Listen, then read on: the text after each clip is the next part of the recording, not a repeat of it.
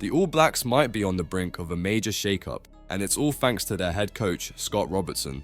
After wrapping up his first year in charge, Robertson has dropped a bombshell. He wants New Zealand Rugby to allow overseas-based players to represent the All Blacks. That's right, one of the oldest and most debated rules in Kiwi rugby could be up for grabs. New Zealand Rugby has long held firm on a rule that many see as sacred. If you want to wear the iconic black jersey, you have to play your rugby on home soil. The logic? Keep the best players in the country, strengthen local competitions, and maintain a pipeline of homegrown talent. But Scott Robertson, speaking after the All Blacks' 29-11 win over Italy, thinks it's time for a change. "We don't want to be a cycle behind or a couple of years behind," Robertson said during a Zoom call with the media. "Professional rugby is always evolving. Let's keep an open mind and see what's next. I'll definitely be presenting."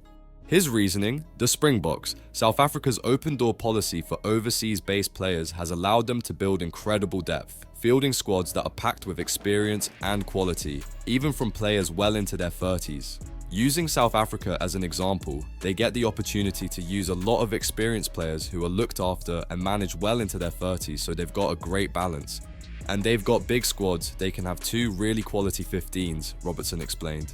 It's hard to argue with the results. South Africa's ability to call on players thriving in the competitive environments of European and Japanese leagues has helped them win back-to-back Rugby World Cups. Meanwhile, New Zealand has faced criticism for being unable to close out tight matches, with Robertson himself admitting, "We've played some incredible halves, 45, 50, 60 minutes. We just haven't always finished." Robertson's proposal isn't a blanket call to abandon the current system. Instead, he envisions a targeted eligibility rule where players like Richie Mo'unga, now based in Japan, could still represent the All Blacks due to their significant test experience. However, less established players might still need to remain in New Zealand to be considered.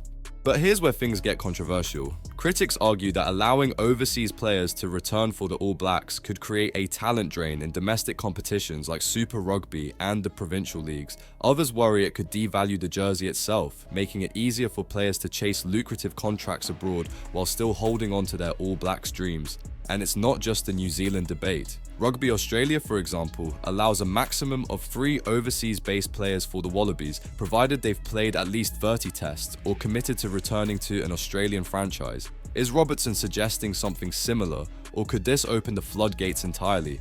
"What's right for all of our game?" Robertson asked, hinting at the complexity of the decision. "How do we create it so we still get the best players, we've still got the best competitions, and we've still got the best All Black group? You might look at the guys that have shown a lot of loyalty to us, so there's an avenue for them." Is Scott Robertson's plan the key to keeping the All Blacks competitive on the global stage, or is this a slippery slope that could undermine New Zealand rugby's foundations? Should the All Blacks follow South Africa's example, or is this one tradition that's worth preserving? Let us know your thoughts in the comments below, and don't forget to subscribe to Green and Gold Army News for all the latest updates, debates, and breaking news from the rugby world. The conversation is just getting started.